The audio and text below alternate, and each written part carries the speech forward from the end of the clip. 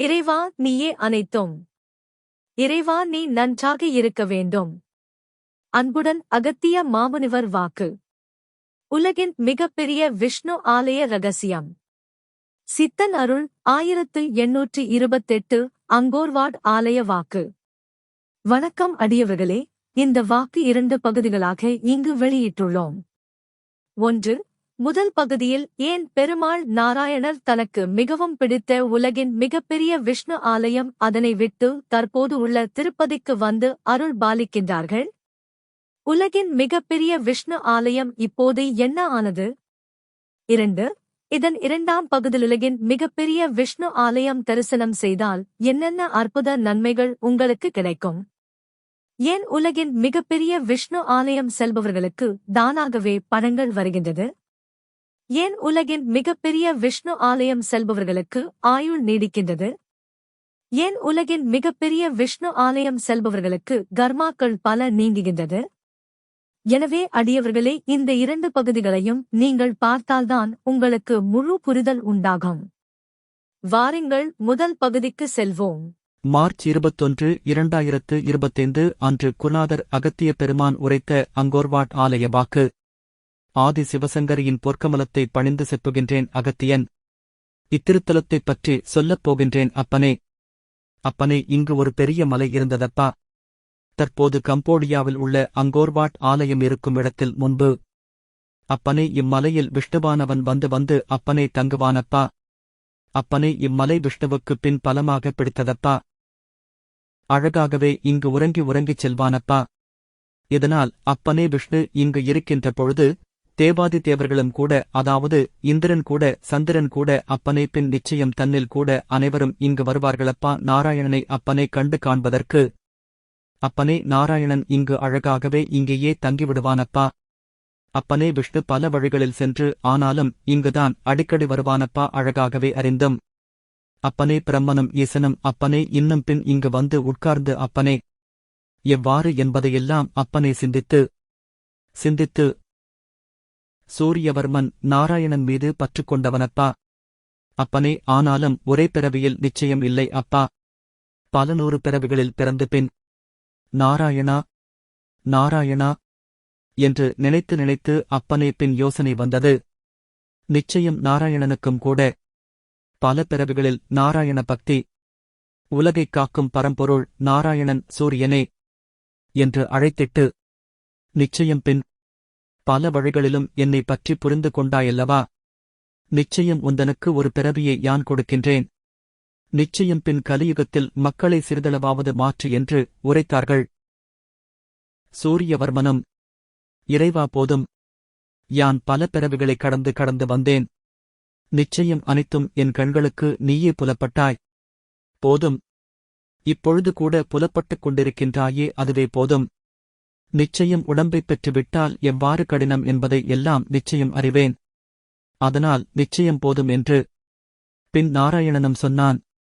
நிச்சயம் உந்தனுக்கு எத்தனை ஆண்டுகள் இவ்வுலகத்தில் வாழ வேண்டுமோ நிச்சயம் அத்தனை ஆண்டுகள் வாழ்ந்திட்டு பின் நிச்சயம் நீயே போதும் என்று சொன்னால்தான் நிச்சயம் என்னிடத்தில் வருவாய். அப்படி ஒரு பிறவியை உந்தனுக்கு கொடுக்கின்றேன். நீ பிறவியை எடு, செல் என்று. சூரியவர்மனும், இறைவா நிச்சயம். ஆனாலும் சூரியவர்மன் மனதிற்குள் மறைமுகமாக நிச்சயம் ஓராண்டு வாழ்வோம். நாராயணன் பிறவியை, அதாவது பிறவியின் விதியை நம்மிடத்திலே கொடுத்து விட்டான் அல்லவா. பின் நிச்சயம் ஏதோ ஒரு சில ஆண்டுகள், அதாவது 2 ஆண்டுகள் 3 ஆண்டுகள் இன்னும் தெரியும் வரை 10 ஆண்டுகள் வாழ்ந்துட்டு பிறவியை முடித்துக்கொண்டு பின் மீண்டும் நாராயணனிடத்தில் போதுமென்று, அதாவது பிறவி போதும் நாராயணனே என்று நாராயணனிடத்தில் சொல்லிவிட்டால் நம்தனை அழகாக எடுத்துக்கொள்ளப் போகின்றான் என்று. அதனால் சரி என்று சொல்லிவிடுவோம் என்று மனதில் நினைத்துக் கொண்டான். ஆனால் இதுவும் நாராயணன் ஏற்பாடே. சரி நாராயணரே, யான் அப்படியே செய்கின்றேன். பின் அதாவது நீயும் ஒரு பிறவியை கொடுத்து விட்டாய். நிச்சயம் உன்னிடத்திலே எப்பொழுது யான் உடம்பை விட்டு வரலாமோ அப்போது வந்துவிடலாம் என்று.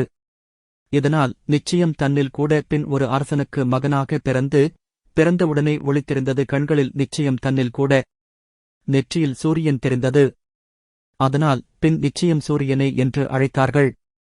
அவன் நாமமும் கூட சூரியவர்மன் திருநாமம். இதனால் போகப் போக பல கலைகளையும் கற்றான். சிறந்து விளங்கினான் பல வழிகளிலும் கூட.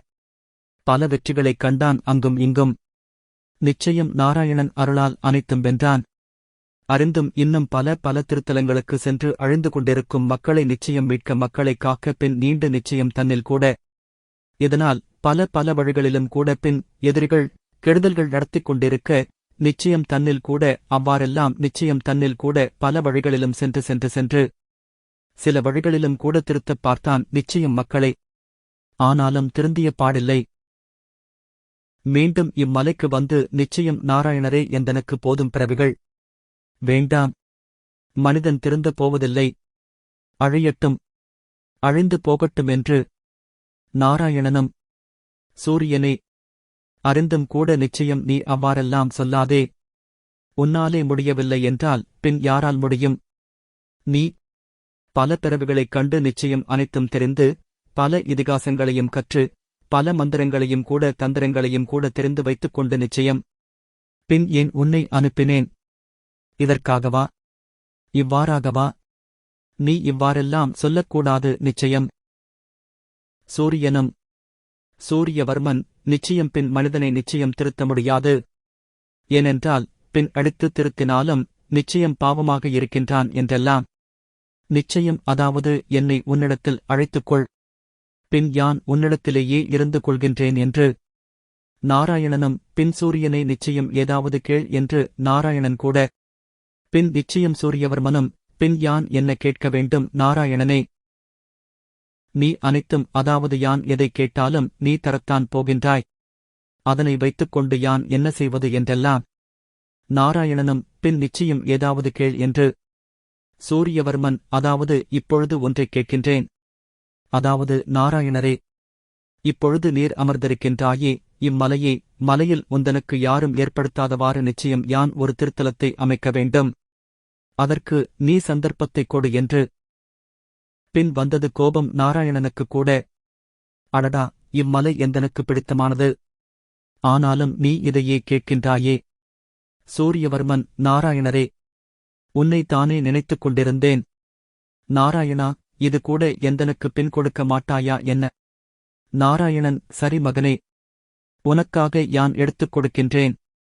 அதாவது உன் புகழ் நிச்சயம் இவ்வுலகம் அழியும் வரை நிச்சயம் உன் புகழை பேசட்டும் என்று நாராயணன் கூட இவ் மலையை கொடுத்துவிட்டு இங்கிருந்து ஏழுமலைக்கு, திருப்பதி திருமலை, அழகாகவே பின் சென்று விட்டான்.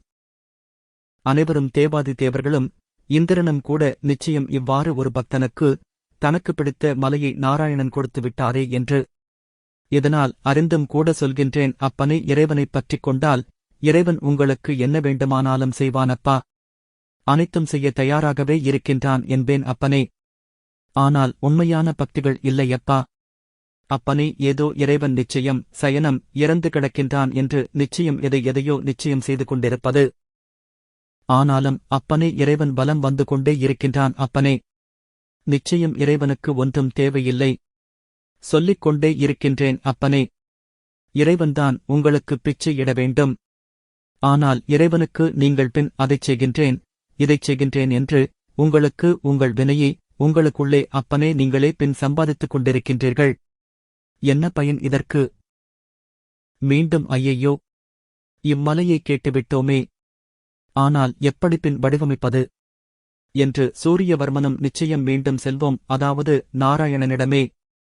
நாராயணன் சென்று விட்டானே என்று மீண்டும் இங்கிருந்து புறப்பட்டான் பின் திருமலைக்கு.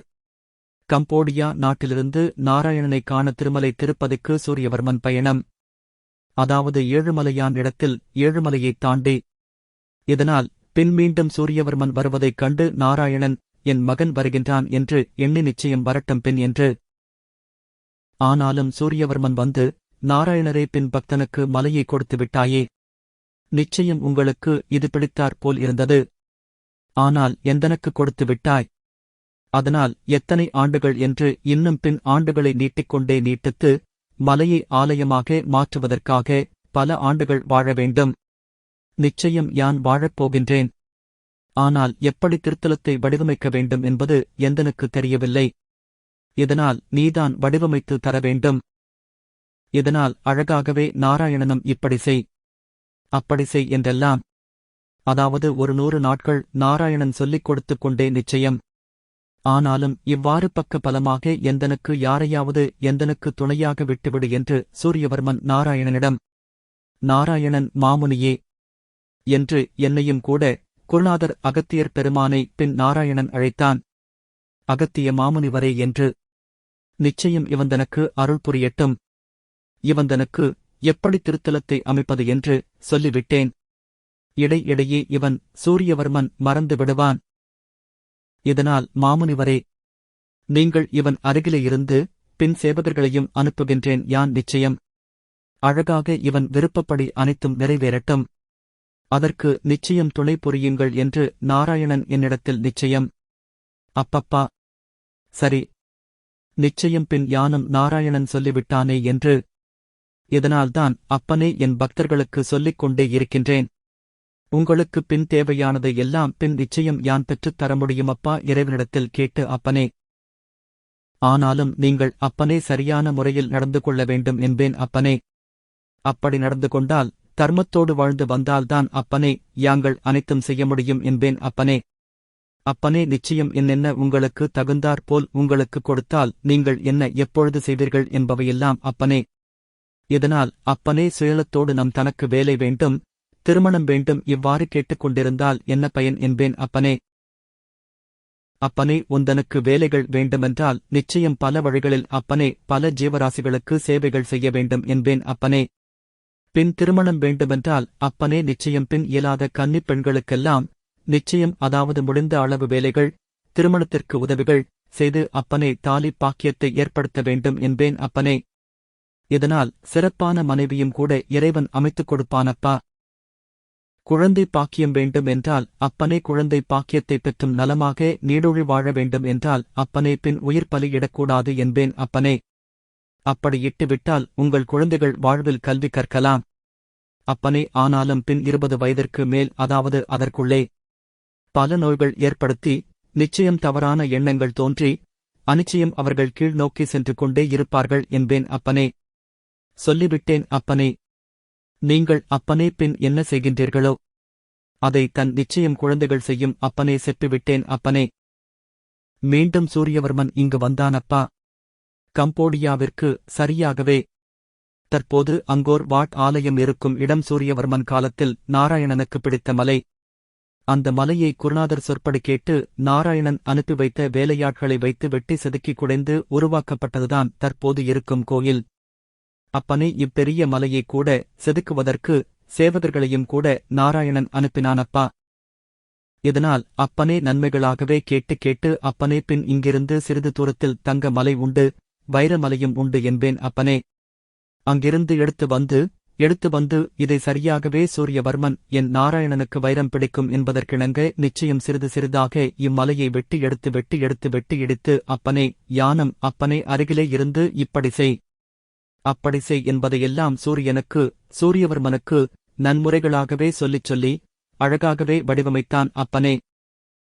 அது மட்டும் இல்லாமல் இதன் அடியிலும் கூட அப்பனே பின் எப்பொழுதும் இவை ஒரு நாள் மறையும் என்பது சூரியவர்மனுக்கு தெரியுமப்பா. அப்பனே ஆனாலும் பூமிக்கு அடியிலே என் நாராயணனுக்கு பிடித்தவாறு என்று வைரத்தை கீழே இட்டுவிட்டால் நிச்சயம் பின் இங்கு வருவோர்கள் நிச்சயம் சில கர்மங்களை அழித்து புண்ணியங்கள் பெறுவார்கள் என்பதற்கிணங்க இதை மிதித்தாலே ஆலயத்திற்குள் கால் வைத்தாலே போதும் என்பதற்கிணங்க தங்கமும் கூட இன்னும் பல வழிகளிலும் கூட அப்பனே பல வழிகள் நிச்சயம் சரிபாதியாக அப்பனே எங்கெங்கு எவை என்று அமைக்க வேண்டும் என்று எண்ணி இங்கு வந்தாலே சில பாவங்கள் போகும் என்பதற்கிணங்க மனதில் எழுதி நினைத்து அப்படியே வடிவமைத்தானப்பா. அவை மட்டும் இல்லாமல் அப்பனே இதைச் சார்ந்து பிரமிடுகளையும் கூட அவை மட்டும் இல்லாமல் நிச்சயம் தன்னில் கூட பல சேவகர்களையும் கூட மீண்டும் நாராயணன் இடத்தில் சென்று நிச்சயம் இவை எப்பொழுதும் சக்தி நிச்சயம் இங்கு எப்போதாவது இதை மனிதன் அழித்து விடுவான், இதனால் நிச்சயம் அழியாதவாறு எப்பொழுதும் சக்திகள் இருக்க வேண்டும் என்பதற்கிணங்க நிச்சயம் நாராயணன் கூட உடனடியாக நாராயணன் பக்தியாக இருந்தவர்களையெல்லாம் அங்கே ஆலயத்திற்கு அடியில் கீழே இருங்கள் நிச்சயம் இங்கு வருபவர்கள் எல்லாம் அவர்களின் பாதம் பட்டால் அவர்களின் கர்மா தொலையட்டும் என்பதற்கிணங்க நிச்சயம் நாராயணன் பக்தர்கள் அவர்களுடைய ஆன்மாக்களும் இங்கே இப்பொழுதும் இருக்கின்றார்கள். அதாவது பின் சூரியவர்மனுக்கு ஏற்ற நிச்சயம் தன்னில் கூட. இதுதான் பக்தி என்பது. தன் பக்தனுக்காக இறைவன் அனைத்தும் செய்வான். ஆனால் இப்பொழுது அப்பக்தி இல்லையே. உண்மை பக்தி இல்லையே கலியுகத்தில். பின் எப்படிச் செய்வான் இறைவன் தெரிந்து கொள்ளுங்கள். அன்புடன் அகத்திய மாமுனிவர் அருள் ஆசிகள் தொடரும். வணக்கம் அடியவர்களே, இந்த வாக்கின் முதல் பகுதி நிறைவு பெற்றது. இதற்கு அடுத்த பதிவில், அதாவது 2ஆம் பதிவில் ஆலயத்தின் சிறப்புகளை காண்போம். இதன் 2ஆம் பகுதியில் 1. உலகின் மிகப்பெரிய விஷ்ணு ஆலயம் தரிசனம் செய்தால் என்னென்ன அற்புத நன்மைகள் உங்களுக்கு கிடைக்கும். 2. ஏன் உலகின் மிகப்பெரிய விஷ்ணு ஆலயம் செல்பவர்களுக்கு தானாகவே பணங்கள் வருகின்றது. 3. ஏன் உலகின் மிகப்பெரிய விஷ்ணு ஆலயம் செல்பவர்களுக்கு ஆயுள் நீடிக்கின்றது. 4. ஏன் உலகின் மிகப்பெரிய விஷ்ணு ஆலயம் செல்பவர்களுக்கு கர்மாக்கள் பல நீங்குகின்றது. எனவே அடியவர்களே, இந்த 2 பகுதிகளையும் நீங்கள் பார்த்தால்தான் உங்களுக்கு முழு புரிதல் உண்டாகும். இதற்கு அடுத்த பதிவில், அதாவது 2ஆம் பதிவில் ஆலயத்தின் சிறப்புகளை காண்போம். அன்புடன் அகத்திய மாமுனிவர் அருள் ஆசிகள் தொடரும். ஓம் அன்னை ஸ்ரீ லோபாமுத்ரா உடனுரை தந்தை அகத்திய மாமுனிவர் திருவடிகளில் சமர்ப்பணம். சர்வம் சிவார்ப்பணம்.